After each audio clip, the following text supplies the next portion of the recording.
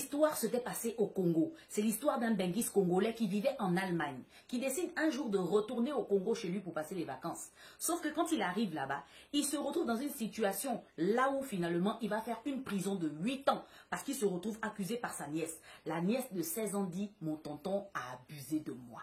Le tonton dit que l'histoire ne s'est pas passée comme ça. La nièce dit si, l'histoire s'est passée comme ça. Et là, je vais maintenant te raconter les deux versions.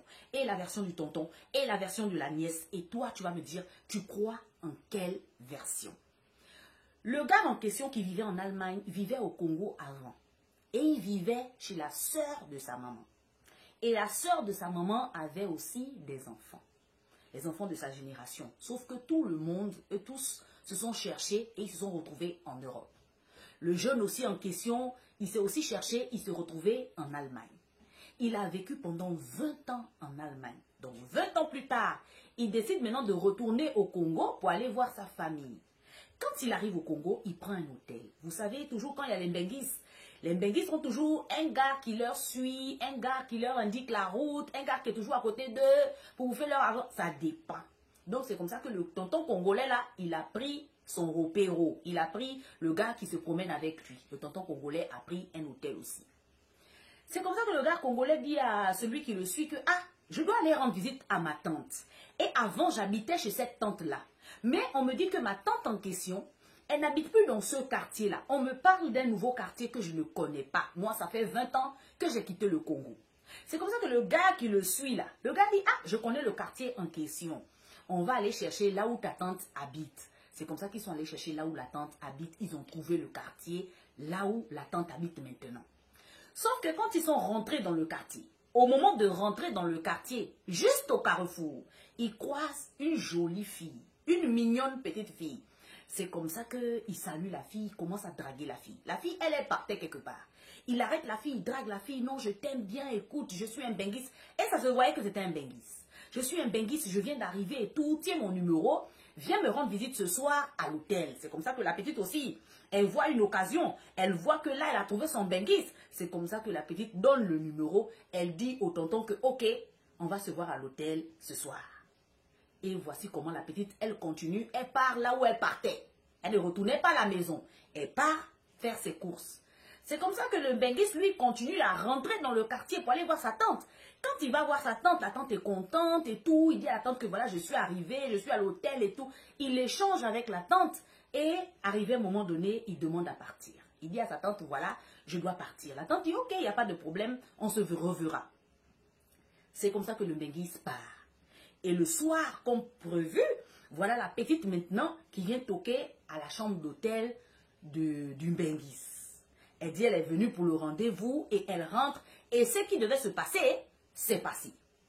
C'est comme ça que le benguis était content le lendemain. Ou bien au même instant, quand ils ont fini de faire ça. Le benguis était content.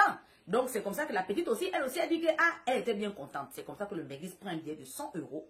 Il donne à la petite. Il dit à la petite que, tiens, tu peux encore revenir tel jour, hein. Je suis encore là. La petite dit, ok, je vais revenir tel jour.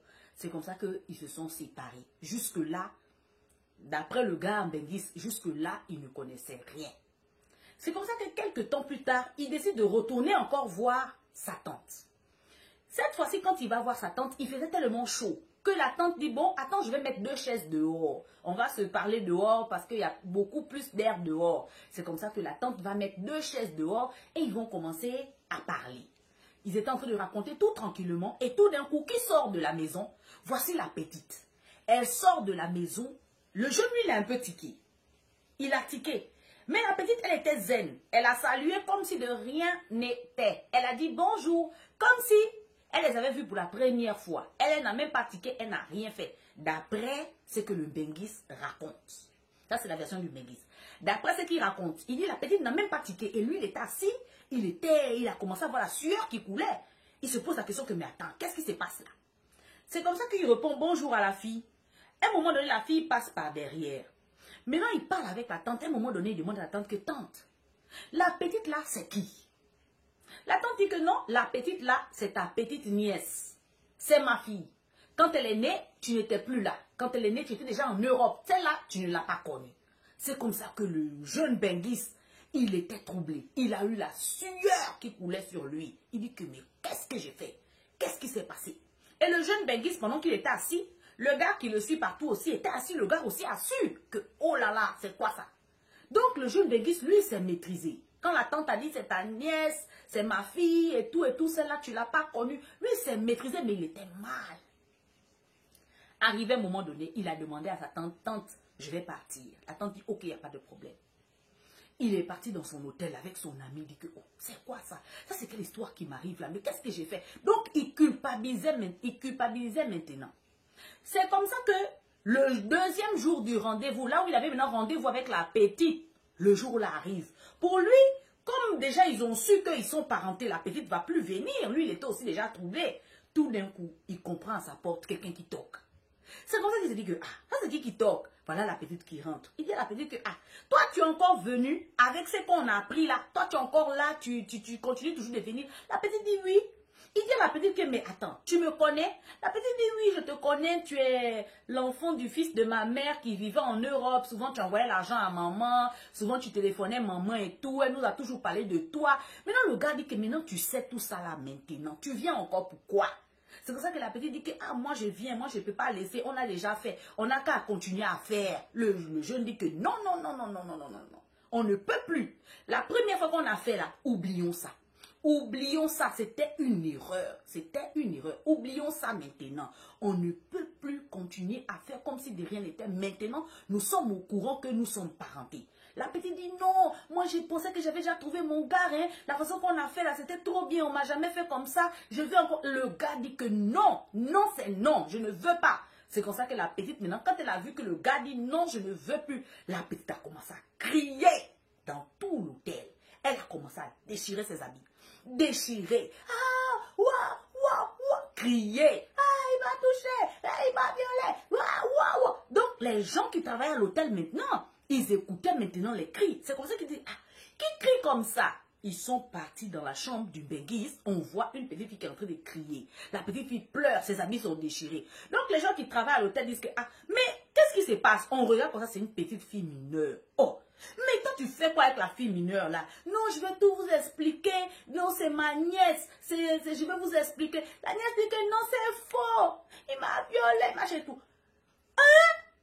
Donc c'est ça que toi tu fais ici, tu es quitté en Europe, venu faire, non c'est pas, le jeune Benguis maintenant, non c'est pas ça, je vais tout vous expliquer. Allez, on a attrapé le jeune Benguis, on a mis le jeune Benguis, ils ont appelé la police, on a mis le jeune Benguis au Niouf, parce que c'était une petite de 16 ans, et là c'est 8 ans d'emprisonnement ferme. On pose bien à la petite la question que bon, il t'a fait ça, mais toi-même tu faisais quoi dans sa chambre? Oh non, il m'avait, comme c'est mon oncle comme ça là, il venait de l'Europe, je lui ai dit que non, il faudrait qu'il va m'aider avec les études. Il m'a dit que ok, il n'y a pas de problème, passe à l'hôtel, je vais te donner quelque chose. Donc quand je suis passée à l'hôtel, il m'a donné quelque chose, maintenant, il veut forcer maintenant sur moi. Il a forcé, il m'a poussé au lit. Elle a commencé à rentrer dans les détails. Le gars dit que c'est pas comme ça que ça s'est passé. Monsieur le commissaire, je vais vous expliquer comment ça s'est passé. La maman de la petite, c'est elle qui vient maintenant appuyer le caillou sur le gars.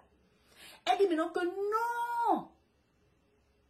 Parce que le gars dit que commissaire, je vais vous expliquer. Je n'étais pas au courant que c'est ma nièce. La maman de la petite dit que si, il était au courant.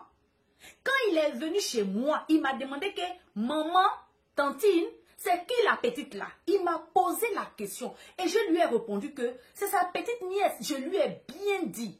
Donc là maintenant, comment il va dire qu'il ne connaît pas que la petite c'est sa nièce? C'est pour ça que le jeune Benguis dit que non, tante. Si je t'ai demandé que c'est qui la petite là, c'est parce qu'on avait déjà fait. On avait déjà fait. On ne savait pas qu'on se connaissait.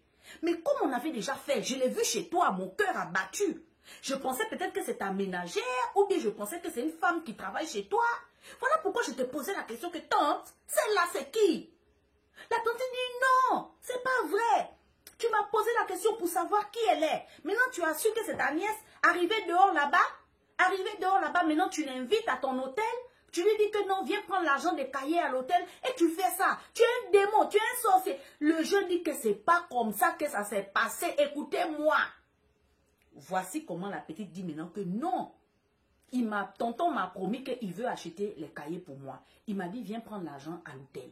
Quand je suis venue à l'hôtel, tonton a forcé sur moi. Le tonton dit que c'est pas comme ça que ça s'est passé. on n'a pas écouté la version du tonton. Direct au Niouf, parce que la petite se retrouvait déjà dans la chambre du tonton. Direct au Niouf. C'est comme ça maintenant que les problèmes ont commencé dans cette famille-là. Parce que vraiment, la maman du jeune, elle aussi, elle se trouve en Bengué. La maman du jeune aussi se trouve en Europe. Donc, c'est pour ça que la maman du jeune aussi, elle téléphone maintenant sa soeur au Congo que mais ma soeur. Ce genre de problème-là est arrivé. Ça, c'est un problème de famille. Allons laver le linge sale en famille. La maman maintenant, elle dit que non. La tantine maintenant, elle dit que non, ton fils c'est un sorcier, je l'ai élevé, regarde le résultat qu'il m'amène maintenant, regarde maintenant les choses qu'il fait. Je dis, la maman d'une benguiste maintenant que mais c'est pas comme ça, va retirer, allez-y retirer la plainte avant qu'il ne soit trop tard. On va régler en famille. Ça c'est un problème de famille. Le jeune dit qu'il ne savait pas que c'était sa nièce. Ils avaient déjà fait une fois. Oh non, tu prends la part de ton fils. Donc c'est comme ça que les problèmes de famille ont commencé dans cette famille-là. Les problèmes de famille ont commencé dans cette famille-là. Les fils et les filles de la tantine qui étaient allés se chercher en Europe, eux aussi, ils ont commencé à appeler maintenant la femme du Mbenguis. Parce que le Mbenguis qui est parti en prison là, lui, il avait sa femme en Allemagne et ses enfants.